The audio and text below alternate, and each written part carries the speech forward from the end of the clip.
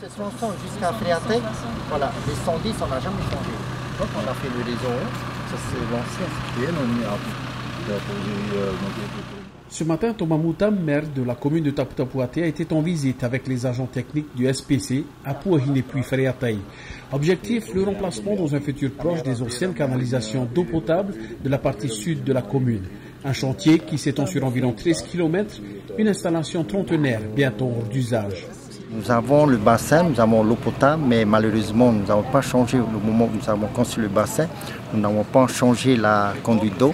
Aujourd'hui, je pense arriver le moment qu'il faut rénover la canalisation. C'est ce que les services techniques du SPC sont venus pour faire une étude, pour faire monter le projet, pour pouvoir, une fois terminé, présenter devant le contrat de projet, État, pays et la commune.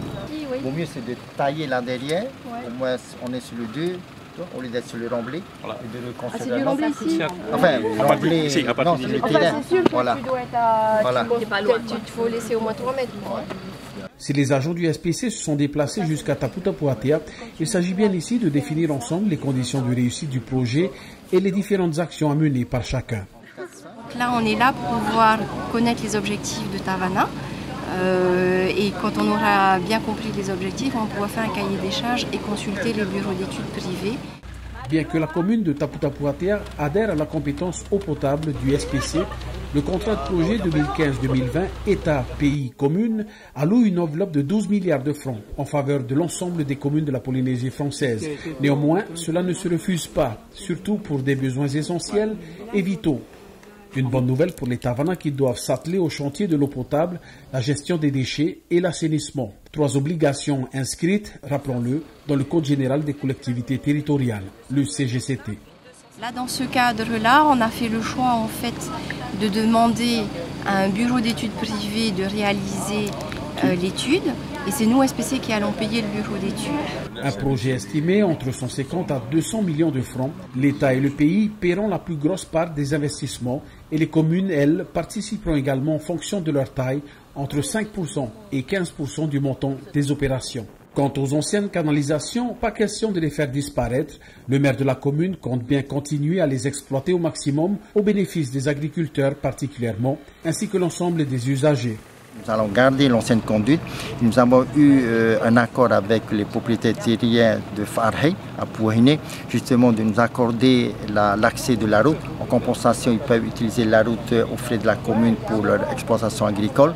Et sur leur terrain, nous allons construire un bassin et d'installer la conduite d'eau. Pour les agriculteurs, c'est de l'eau, non pas l'eau potable, c'est l'eau de rivière que nous allons connecter sur l'ancienne conduite qui va servir pour la population, ce qui fait que pour venir à ce moment-là jusqu'à Fréatec, nous aurons 2 conduites, la nouvelle conduite pour l'eau potable et la deuxième conduite pour les agriculteurs qui va diminuer leurs frais de consommation et tout le reste.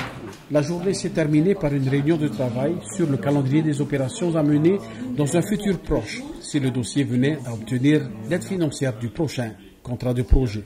L'idée, c'est qu'on puisse déposer un dossier de financement pour octobre 2017, le prochain contrat de projet.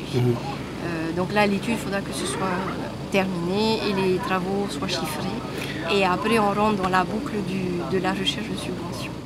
Il n'en demeure pas moins qu'un dispositif de suivi de contrôle devra aussi être établi afin de garantir la réussite du projet communal. C'est sûr qu'il y aura un suivi, donc une fois qu'on attribue, on lance l'appel d'offres qui va avoir le marché, donc avec le SPC et notre responsable du service hydraulique de la commune, il y aura un suivi depuis le démarrage des travaux jusqu'à la fin.